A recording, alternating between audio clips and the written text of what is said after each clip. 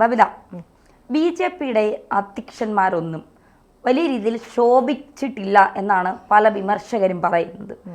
കാരണം വന്നവർക്കാർക്കും കൃത്യമായി BJPയെ ഒരു വളർച്ചയിലേക്ക് എത്തിക്കാൻ കഴിഞ്ഞിട്ടില്ല എന്നാണ് പറയുന്നത്. പക്ഷെ അതൊരു വിമർശനം മാത്രമായി പല തിരഞ്ഞെടുപ്പുകളിലും നമുക്ക് കാണാൻ സാധിക്കും.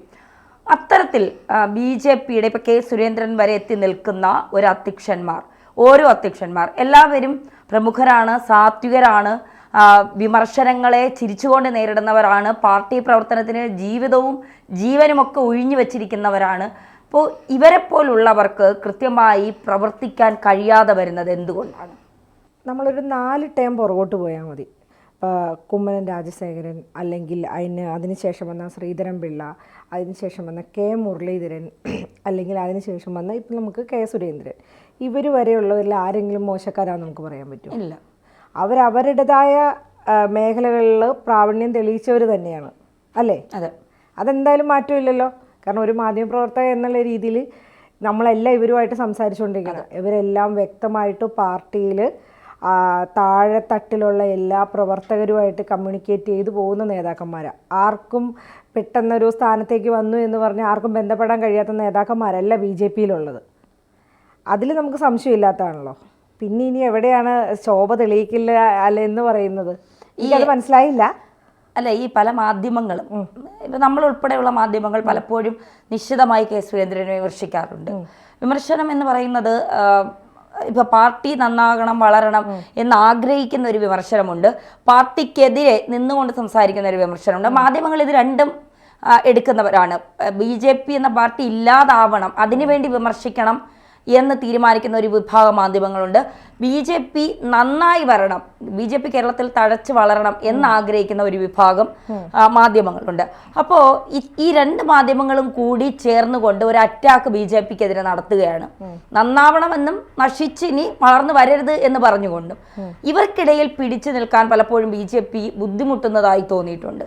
പല സംസ്ഥാന അധ്യക്ഷന്മാരും പലപ്പോഴും ഇപ്പോൾ K. സുരേന്ദ്രൻ ഉൾപ്പെടുന്ന K. സുരേന്ദ്രൻ സംസ്ഥാന അധ്യക്ഷനായിരിക്കുമ്പോഴാണ് പാലക്കാട് BJPക്ക് വലിയ തിരിച്ചടി ഉണ്ടായത്. കാരണം ഈ ശ്രീധരൻ നിന്നപ്പോൾ 3000 വോട്ടിൻ്റെ കുറവുണ്ടായിരുന്നിടത്താണ് 18,000 വോട്ടിൻ്റെ വൻ ഭൂരിപക്ഷത്തോടെ പാലക്കാട് രാഹുൽ മാങ്കൂട്ടത്തിൽ ജയിച്ചു കയറിയത്. അപ്പോൾ ഇതൊക്കെ അതായത് ചില ആളുകൾക്ക് മാത്രം വേണ്ടപ്പെട്ടവരെ പാർട്ടിക്കുള്ളിൽ സ്ഥാനമാനങ്ങൾ കൊടുക്കുന്നു. സന്ദീപ് വാര്യരുടെ ആരോപണവും അതായിരുന്നല്ലോ, വേണ്ടപ്പെട്ടവരെ മാത്രം കൂടെ നിർത്തുന്ന രീതി. പിന്നെ കൃഷ്ണകുമാറിന്റെ ഭാര്യയും ചാണകവെള്ളം കോരിയടിക്കണമെന്നൊക്കെ അദ്ദേഹം പറയുകയുണ്ടായി. അതൊക്കെ അദ്ദേഹത്തിൻ്റെ രാഷ്ട്രീയ തന്ത്രങ്ങളായിരിക്കും, അല്ലെങ്കിൽ നിരീക്ഷണങ്ങളായിരിക്കും. അതൊരു ഭാഗത്ത് നിൽക്കട്ടെ. ഇപ്പോൾ ഇന്ന് പാലക്കാട് ജില്ലാ അധ്യക്ഷനായ പ്രശാന്ത് ശിവൻ, അദ്ദേഹം കൃഷ്ണകുമാറിൻ്റെ പെട്ടി ചുമക്കുന്ന സന്തത സഹചാരി ആയതുകൊണ്ടാണ് അദ്ദേഹത്തിന് സ്ഥാനം കൊടുത്തത് എന്നൊക്കെയുള്ള ചില പരാമർശങ്ങളൊക്കെ പല ഭാഗത്തു നിന്നും വരുന്നുണ്ട്. ഇതിനെയൊക്കെ എങ്ങനെയാണ് നോക്കിക്കാണേണ്ടത്? ഇപ്പോൾ പൊതുജന അല്ലെങ്കിൽ ഈ പാർട്ടിയിലേക്ക് വരാൻ ആഗ്രഹിക്കുന്ന കുറച്ച് യുവതലമുറ ഉണ്ടാവുള്ളൂ. ഈ പ്രശാന്ത് ശിവനെ പോലെയുള്ളവരുടെയൊക്കെ സംസാരങ്ങൾ കേട്ട് ഈ പാർട്ടിയിലേക്ക് അവരുടെ സംസാരങ്ങൾ സ്വാധീനിച്ച കുറേ യുവാക്കളൊക്കെ ഉണ്ടാകും. അപ്പോൾ അവരോടൊക്കെ എന്തായിരിക്കും ഈ BJP ഘടകത്തിന് പറയാനുണ്ടാവുക? ഇപ്പം നമ്മൾ പ്രശാന്ത് ശിവനെ തന്നെ പറയുകയാണെങ്കിൽ, പ്രശാന്ത് ഇതിന് മുമ്പ് ഇരുന്ന ഒരുപാട് നേതാക്കന്മാരിരുന്ന അവരുടെ പാത പിന്തുടർന്നു വരുന്നവരാണ് BJPയിലുള്ളത്. പിന്നെ ഈ പെട്ടി ചുമക്കൽ എന്ന് പറയുന്ന കാര്യം ഒരുപക്ഷെ അവിടെ പെട്ടി ചുമന്നുകൊണ്ടിരുന്നിട്ട് ഇവിടുന്ന് അപ്പുറത്തെ പാർട്ടിയിൽ പോയി അത് അവിടെ തങ്ങളുടെ പെട്ടി ചുമക്കുന്നവരാണ് ഈ പറയുന്നതെന്ന് കൂടി ആലോചിക്കണം നമ്മൾ. പെട്ടി മാത്രമല്ല, കത്തിയും എടുക്കുന്നുണ്ട്, കോട്ടും ഇടുന്നുണ്ട്, ഇടയ്ക്ക് തലപ്പാവും വെക്കുന്നവരാണ് ഈ പറയുന്നത്. അതായത് 2 കണ്ണിലെ കോലെടുത്തിട്ട് വരെ 1 കണ്ണിലെ കോലെടുക്കാനായിട്ട്. പിന്നെ BJP എന്ന് പറയുമ്പം ഈ പറയുന്ന ആർക്കും മനസ്സിലാക്കാൻ പറ്റുന്ന ഒരു പാർട്ടി തന്നെയാണ്. കാരണം അതിന് അതിൻ്റെതായ ഒരു ചിട്ടയുണ്ട്. ഇതിലെ എത്ര പ്രശ്നങ്ങളുണ്ടായാലും അവസാന നിമിഷം ഈ ഇതിലെ നേതാക്കന്മാരെല്ലാം ഒറ്റക്കെട്ടായിരിക്കും.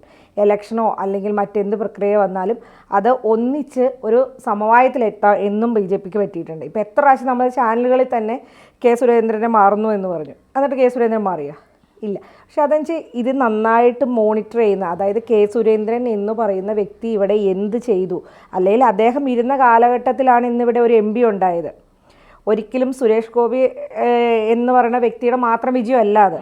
കാരണം ആ സമയത്ത് എനിക്ക് 70,000-ലധികം വോട്ട് പുതിയതായിട്ട് ചേർക്കാൻ കഴിഞ്ഞിട്ടുണ്ട്. അതൊരിക്കലും സുരേഷ് ഗോപി ഒറ്റയ്ക്ക് ചെയ്തതല്ല. പാർട്ടിയുടെ അടിത്തട്ടിൽ വരെ ഓരോ ബൂത്ത് മെമ്പർമാർ വരെ ബൂത്തിൽ പ്രവർത്തകരെ വർക്ക് ചെയ്തിട്ടാണ് നമുക്ക് പാർട്ടിയിൽ അത്രയും വോട്ട് ശേഖരിക്കാൻ പറ്റിയത് അവിടെ.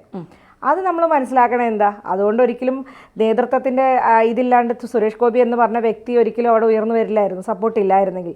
അത് അവിടെ ചിട്ടയാടെ കാര്യങ്ങൾ ചെയ്യാനായിട്ട് അനീഷ് എന്ന് പറയുന്ന വ്യക്തി ഉണ്ടായിരുന്നു. അദ്ദേഹത്തിന് അത് വളരെ നന്നായിട്ട് കൈകാര്യം ചെയ്ത വ്യക്തിയാണ്. അതുപോലെ തന്നെ കെ സുരേന്ദ്രൻ എന്ന് പറഞ്ഞ വ്യക്തിയും, അല്ലെങ്കിൽ ഇവിടെയുള്ള ശോഭ ചേച്ചിയൊക്കെ ഒരുപാട് ഒന്നിച്ച് നിന്ന് തൃശ്ശൂരിൽ പാർട്ടി മുന്നോട്ട് പോയതിൻ്റെ ഫലമായിട്ടാണ് ഇന്ന് ഈ ഒരു MP നമുക്ക് കിട്ടിയത്.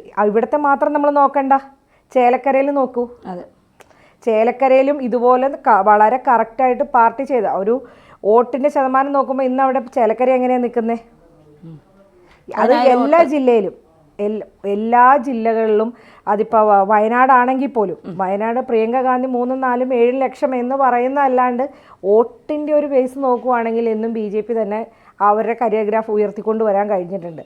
അത് പെട്ടെന്നൊരു 14 ജില്ലകളിലും MLA മാരുണ്ടാക്കുക, അല്ലെങ്കിൽ 14 മന്ത്രിമാരുണ്ടാക്കുക, അതൊന്നും അല്ല ഇവിടെ അത്യാവശ്യം.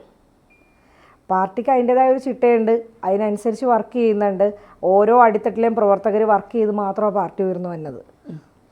ഈ BJP പല സമയത്ത് പ്രതിസന്ധിയിലാകുമ്പോൾ അവരെ താങ്ങി നിർത്തുന്നത്, അല്ലെങ്കിൽ BJPയുടെ ഒരു നട്ടെല്ലെന്ന് പറയുന്നത് RSS ആണ്. ഇവിടെയും പ്രശ്നങ്ങൾ ഉണ്ടായപ്പോൾ ഇപ്പോൾ ഇന്നലെ മാധ്യമങ്ങളൊക്കെ കണ്ട് നമ്മൾ ഉൾപ്പെടെയുള്ളവർ വാർത്ത കൊടുത്തത് BJPയിൽ പൊട്ടിത്തെറി. ഇന്ന് ഇപ്പോൾ പാലക്കാടുള്ള കൗൺസിലർമാരെ സ്വീകരിക്കാൻ കോൺഗ്രസ് റെഡിയായി തയ്യാറായിരിക്കുന്നു, വാർത്താ സമ്മേളനം നടത്താൻ തയ്യാറായിരിക്കുന്നു. ഇതൊക്കെ അപ്പോൾ എന്തായാലും ഇവർ പോകും എന്നുള്ള കാര്യത്തിൽ ഒരു സംശയവും വേണ്ടാതിരുന്നിടത്താണ് RSS കൃത്യമായ ഇടപെടലുകൾ നടത്തി, കൃത്യമായ നീക്കങ്ങൾ നടത്തിക്കൊണ്ട് അവരെ സമന്വയിപ്പിച്ചുകൊണ്ട്, അല്ലെങ്കിൽ നമുക്ക് സമവായമായി ചർച്ചകൾ നടത്തി മുന്നോട്ട് പോകാമെന്ന് പറയുന്നത്. ഇപ്പോൾ ഒരു വലിയ ശക്തിയായി BJPക്കുള്ളിൽ നിന്നുകൊണ്ട് RSS പ്രവർത്തിക്കുന്നില്ലേ? RSS എന്ന പ്രസ്ഥാനത്തിൻ്റെ ഇടപെടൽ എക്കാലവും BJPയിൽ ഉണ്ടായിട്ടുണ്ട്. കാരണം RSSൻ്റെ ഒരു അണ്ടറിലായിരിക്കും എന്നും BJP പോകുന്നത്. ഇപ്പോൾ പാലക്കാട് തന്നെ പ്രശാന്ത് ശിവൻ്റെ കാര്യത്തിൽ സംഘം വളരെയധികം ഇടപെട്ടുകൊണ്ട് മാത്രമാണ് ഇന്നിപ്പം അവിടെ പ്രശാന്ത് ശിവൻ അധ്യക്ഷ സ്ഥാനത്തേക്ക് വന്നിരിക്കുന്നത്. ശരി.